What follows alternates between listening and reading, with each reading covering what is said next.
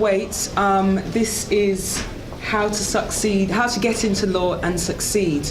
I've been nominated, stitched up by my legal colleagues to go first. My name's Cheryl Nwosu. I'm a barrister. I currently practice from Four Breams Buildings, which is a criminal set in London. We're all generally based in the same sort of area, central London. I defend and I also prosecute, so I have a bit of a mixed bag, but I specialise totally in crime. I don't know if I just said, I've been at the bar for 10 years, so that's me. I'm going to give everyone an opportunity to introduce themselves, and then I don't know how you want to take it, if you want to take it as a Q&A or if you want to take it as we'll give you a brief rundown of how we got into law.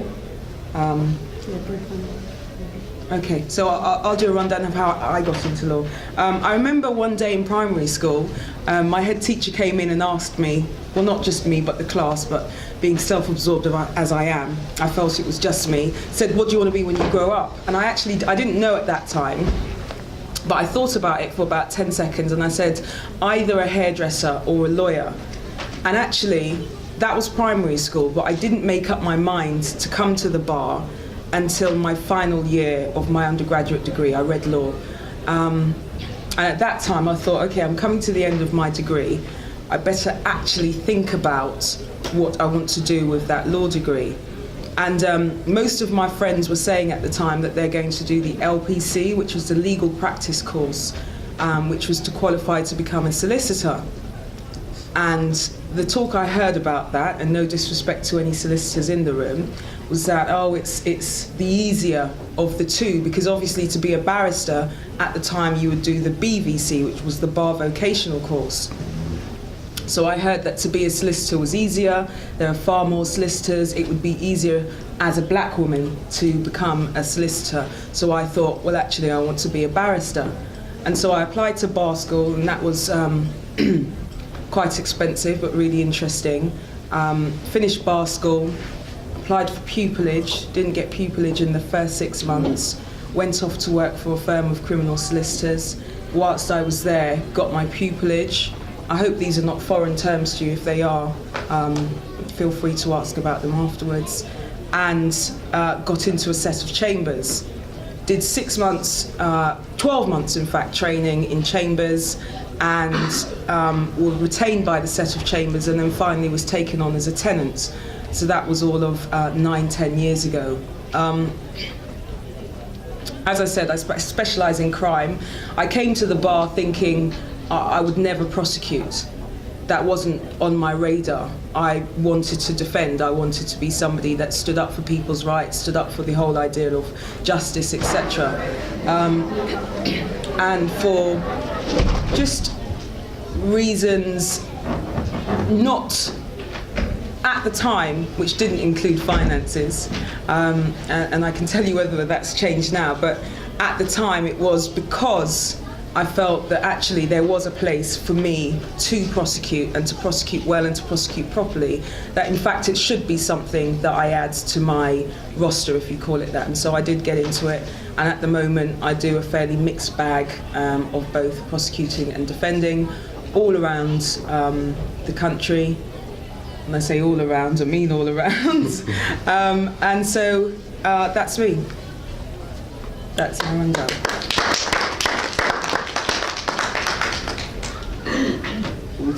Yeah. Well, hello everyone. My name is Michael Webster. I'm a partner in a city firm called Webster Dixon Solicitors.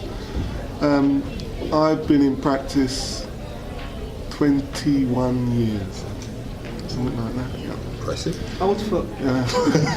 Indeed. And I've been helping to run a firm since 1998. The firm that I work for, or to help to manage, is a commercial firm in the City of London.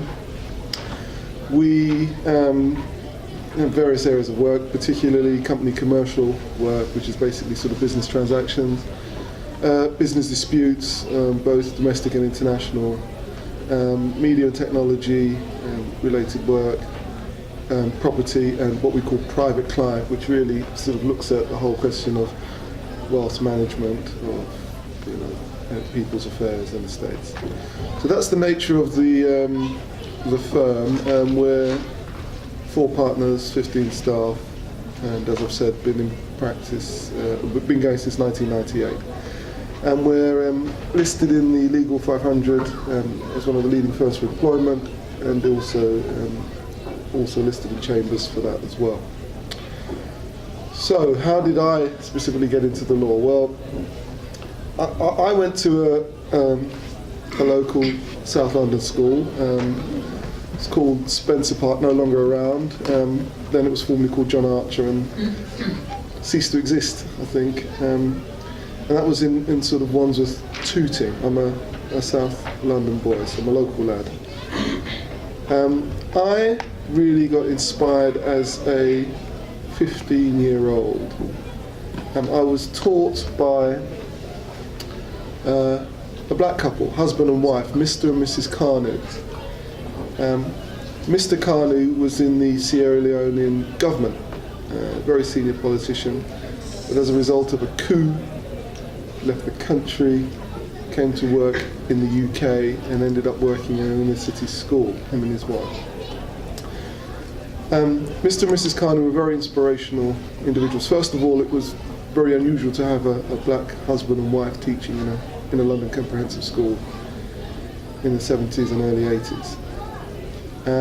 But even more than that, they really inspired the pupils at my school, which was an all-boys school, with a heavy ethnic mix. About at least 50% of the school was from BME groups, and they really inspired us to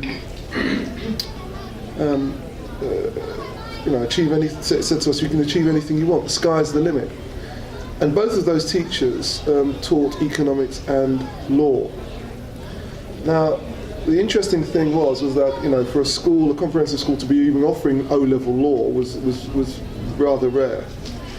But to give you an indication of how successful they were in terms of inculcating me and a lot of my sort of contemporaries, from a school which did not have a tradition of producing any lawyers at all, and which basically had a rate of having 300 boys a year, of which only 15 out of a year would go on to university. And over a 5-year period, that school produced 10 lawyers. But even more interestingly, out of that, out of those 10 lawyers, every single one of them was black. So it just goes to show that it's provided you can be inspired at a very, very young age, the sky can really be your limit. And it's quite funny now that when I'm in practice 20 years later and a few of us get together, they wonder what sort of private school we'd all been to. Little do they really know that we went to an inner city school and was inspired by 2 wonderful individuals. So really, I wouldn't consider myself special. I would consider myself a subject of special circumstances, if I can put it like that. So I went, after sort of having done my A-levels and ended up doing a degree in law. And then I was quite fortunate, I think, because the time that I was seeking to get my training contract, it was a position of jobs chasing applicants. It was one of those unique periods in the last 30 years where there were definitely, they needed more lawyers. And therefore, I remember I applied for 4 training contracts. I ended up getting 3 offers. It is not unusual now for people to make 500 applications for training contracts. That's how different the market is. So I was very fortunate. I did articles in a firm in Knightsbridge, and then I went and I qualified there, and then I went and did a banking insolvency at a firm called Sprecher Greer, and then I moved to Lehman Brothers, and I was in-house in Lehman Brothers for a year and a half. I worked on the leading case at the time, which was the Robert Maxwell case. I don't know if anybody remembers him. He was a famous chap who, big financier. He used to own the Daily Mirror. He used to land his helicopter on the Daily Mirror building. It was always great fanfare in the city. But he eventually jumped off his yacht when he realised that his empire was about to crash. and there was a lot of financial fallout in relation to that. Thereafter, I went and got a position at a small firm in Henley-on-Thames, actually. And it was quite a pivotal time in my career because I'd worked in the city, I'd worked in London all my life, but there was an opportunity to head up a small department in a firm, and I asked my friends, well, what do I do? Do I take this position to sort of jump up the ladder? And they said, well, you know, at that time there weren't that many jobs around, and they said you should take any opportunity that comes your way. So I did that, and within 6 months I got offered a partnership there, and remained there, ran the main office for 4 years, and then came back into town and helped set up the practice with Dawn Dixon, which is now the firm Webster Dixon that I'm part of. So that's how I necessarily got into the law. Just talking very briefly about becoming a solicitor. The challenge nowadays is to get that all-important training contract, that step on the ladder. I think it's pretty much the same probably for pupillage. It's all very well doing the academic course. It's about getting on that next rung of the ladder. First of all, you've got to get on your bar course, or you've got to get on what we call the LPC course. It's becoming increasingly difficult to get on those courses, and they are very expensive. It is not unusual for graduates who are about to embark upon the LPC, or who've just finished the LPC, to be in debt of between £20,000 to £30,000. So it is expensive. Normally, it's fair to say that particularly if you're going into the city, they have a preference for what they call the Russell Group universities, the traditional ones, your Edinburghs, your Bristols, etc., etc. But as a minimum nowadays, you're required to get a 2-1 degree. I didn't get a 2-1 degree with mine, but those days you didn't perhaps require them. But nowadays, you almost certainly need a minimum 2-1 to be able to get on to the vocational courses in terms of the LPC, and definitely if you want to be getting a training contract. It's a wonderful profession, very inspiring, but it is not easy to get in, and you must understand that it's not easy to get in. But you know, I wouldn't change that for the world. I've really enjoyed my career, and I hope I continue to do so. So I would encourage you, but you've got to understand it's not easy to get in, but very rewarding if you do. I think that's all that I'd like to say at this stage. My name's Laurianne Power. I am a criminal barrister, specialise solely in criminal defence work, and have a smaller aspect of international criminal law to my practice. I've been at the bar 11 years now. I remember when Cheryl came to the bar, just behind me, but that 6 months can make a big difference.